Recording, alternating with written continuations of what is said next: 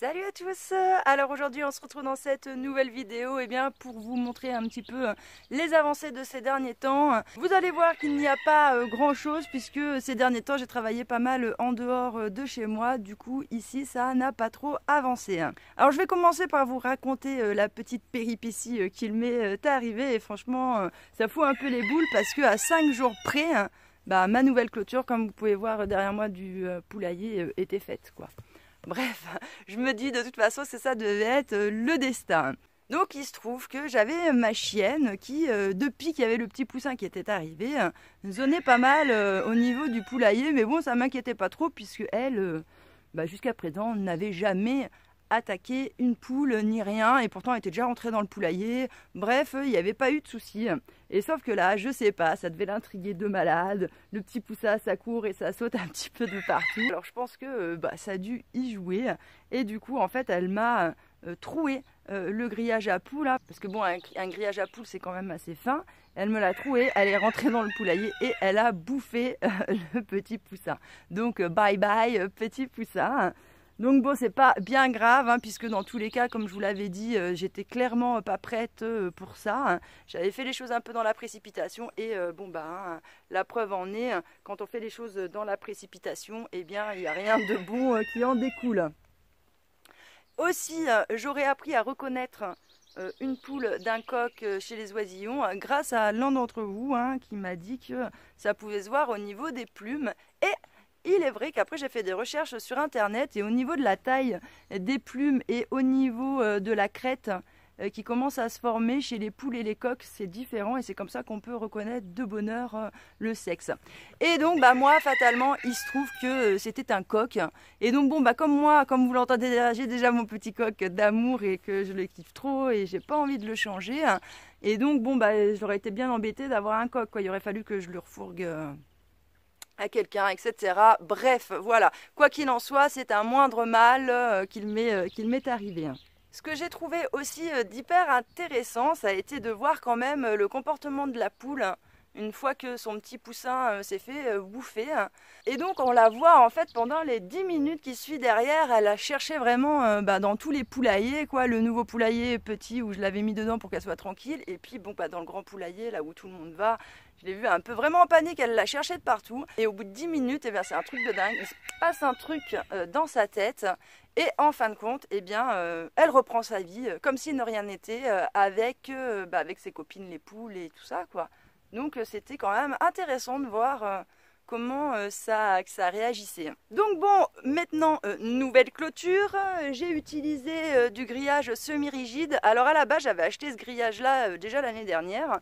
C'était en prévision de clôturer le potager. Puisque à la base, je pensais pas que mes chiens attaqueraient les poules. Et donc moi, je m'étais dit, je vais clôturer le potager. Et comme ça, ni les poules ni les chiens ne pourront y aller. Bon, à la finalité, mes plans, ça s'est pas trop passé comme je voulais. Et donc du coup, j'ai utilisé le grillage pour clôturer le potager, pour clôturer le poulailler. Donc déjà comme ça, ce grillage-là est beaucoup plus épais, beaucoup plus solide. Ce qui fait que déjà le chien, même si avec ses dents il l'attrape et tout ça, ça va pas se casser comme ça, comme le grillage à poules. S'il saute dessus et tout ça, c'est pareil, ça va pas se péter comme ça. Bref, au moins comme ça, je suis plus tranquille. Je sais que déjà, ça tient plus la route. Mais par contre, c'est vrai que les mailles sont légèrement plus grandes. Alors j'en avais pris quand même des pas trop grandes de façon à ce que les poules ne passent pas à travers. Donc elles passent pas à travers, mais par contre, elles peuvent passer la tête. Donc ce que je vais venir faire, c'est que je vais venir découper mon ancien grillage à poules et sur 50 cm. Je vais venir mettre du grillage à poules tout autour de ma clôture, ce qui fera qu'elles ne pourront pas passer la tête à travers. Et en plus de ça, quand j'aurai les petits poussins qui arriveront, eux aussi ne pourront pas passer à travers. Et là, je serai au top.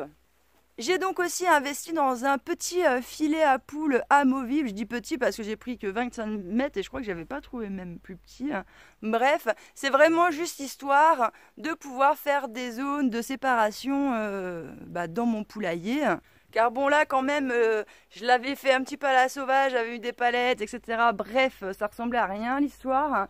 Donc bon, là au moins avec mon filet amovible, je pourrais un peu faire des cloisons dans le poulailler. Et vous pouvez voir là aussi que j'ai des piquets qui sont au milieu du poulailler, de façon à ce que là c'est pareil, je vais venir mettre du grillage et je vais séparer mon poulailler en deux, de façon à ce que bien quand les poules auront mangé toute l'herbe d'un côté, ça me permettra de fermer, de laisser se réenherber la parcelle et voilà, de pouvoir rouvrir comme ça, j'aurai toujours un petit peu d'herbe en continu. Donc à l'heure d'aujourd'hui, elles sont passées d'un poulailler qui faisait moins de 200 mètres carrés à un poulailler de 700 mètres carrés, donc ça c'est cool. Et je dois bien avouer quand même, c'est vrai, que ça fait quand même super plaisir de les voir évoluer dans tout cet espace. Je sais pas, j'ai l'impression de les voir heureuses, encore plus heureuses qu'avant, et du coup bah moi je suis carrément plus heureuse quoi aussi. Voilà. Alors aussi pendant ces 10 derniers jours, il y a quand même eu chez moi énormément de vent. Ça a soufflé en moyenne 24 heures sur 24 entre 45 et 65 km/h. Et donc bah, mine de rien, quand ça souffle vraiment beaucoup comme ça, sur du long temps, bah, tout ça, ça fait quand même énormément travailler les infrastructures. Donc c'est quand même plutôt pas mal d'aller faire un petit tour comme ça quand il y a eu des vents. Pour voir un petit peu comment s'est comporté les structures. Et donc il se trouve que dans ma serre verte, donc bon celle-là c'est ma plus ancienne serre verte, c'est la plus grande des deux. Et donc celle-là, je l'avais déjà avant d'arriver sur le terrain. Donc elle a au moins 5-6 ans, elle s'est envolée 4 fois, c'est vraiment de la daube, hein, c'est vraiment le truc qu'on paye vraiment pas très cher. Et donc bon bah c'est vrai que voilà, l'acier utilisé, etc., c'est pas vraiment de la super qualité. Mais bon, en même temps, par rapport au prix, on peut pas s'attendre non plus à des miracles. Mais bon, jusqu'à présent, ça avait quand même plutôt bien tenu le coup, malgré le fait qu'elles se sont envolées quelques fois. Et donc là, dernièrement, ça a tellement travaillé que du coup, bah, j'ai des poteaux comme ça qui ont cédé. Alors, comme on peut voir, ça s'emboîte à ce niveau-là. Donc là où ça a pété, c'est même pas au niveau de l'emboîtement du tuyau, c'est vraiment en dessous, et c'était au niveau de là où il y avait la vis. Alors bon, j'ai un fer à béton qui faisait de la même taille, je l'ai emboîté dans le tuyau du dessus, ça vient au sol comme ça, et donc bon, vous voyez, même s'il y a du vent, ça devrait tenir. Par chance, au bout là-bas de chaque côté, ça avait tenu. Et ici, eh bien, c'est exactement pareil. Et là, j'avais plus trop de fer à béton. Alors du coup, bah, on peut voir, c'est cassé au même niveau, au niveau de la vis. Et donc, bon, bah, la vis maintient là où c'est cassé. Et avec le fil, eh ben, ça tient toute la structure. Et donc, bon, bah, pour l'instant, j'ai beau la bouger dans tous les sens. Ça tient la route. Ce que j'aimerais, honnêtement, c'est que ça tienne au moins cette saison-là. On verra l'année prochaine bah, pour... soit en reprendre une autre, soit on verra quoi. Mais voilà, il faudrait au moins que ça tienne cette saison. Mais bon, je pense que normalement, ça devrait aller, mis à part grosse tempête ou quoi que ce soit, quoi. Sinon, dans la serre, la dernière fois, j'avais oublié de vous parler d'un échec pareil, cuisant, que je n'y arrive pas. C'est le poireau. Alors voilà le petit poireau. J'en ai un ici aussi. Ils sont quand même de l'année dernière. Et clairement, ça ne pousse pas. Alors je pense que c'est moi qui fais quelque chose de mal. Et je pense que ça se joue au niveau du semis. Je pense que soit je les laisse trop longtemps en jauge, soit j'utilise pas le bon contenant. Je pense que c'est l'un ou l'autre. Donc bon, bah ça c'est pas bien grave. J'essayerai une autre technique pour rectifier le tir. Et je suis sûre que ça vient de cette étape-là. Puisque quand j'achète des poireaux...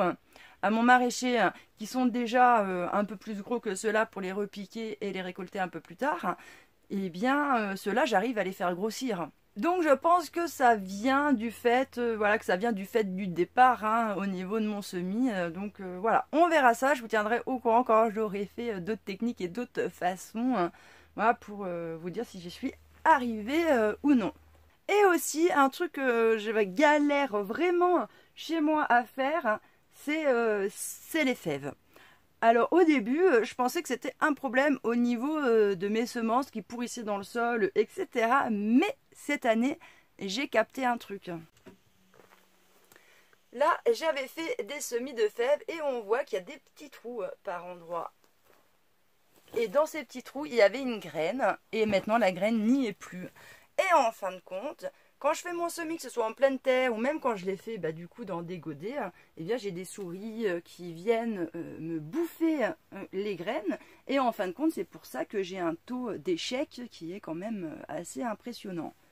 Et même une fois qu'elles ont commencé à grandir et que je les repique, eh bien il y en a qui meurent en cours de route. Alors je pense que ça doit se faire bouffer les trucs par en dessous, sûrement. Bon, celle-là, elle est vraiment pas terrible. Elle commence à tirer la gueule. Et ici, j'en avais perdu une. Et là, c'est pareil, quoi.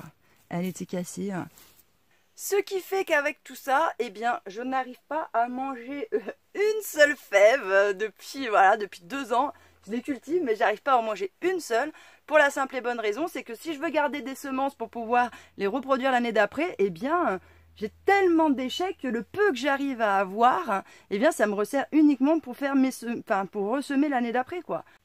Alors Mimi, au lieu de dormir, tu devrais chasser les souris un peu quand même. Non? C'est quoi ce boulot-là? Bah oui. Est-ce que c'est du boulot, ça? Bon voilà, je pense avoir fait un petit peu le tour de ce que je voulais partager avec vous aujourd'hui. Je vous remercie de m'avoir écouté et je vous dis à bientôt dans une prochaine vidéo.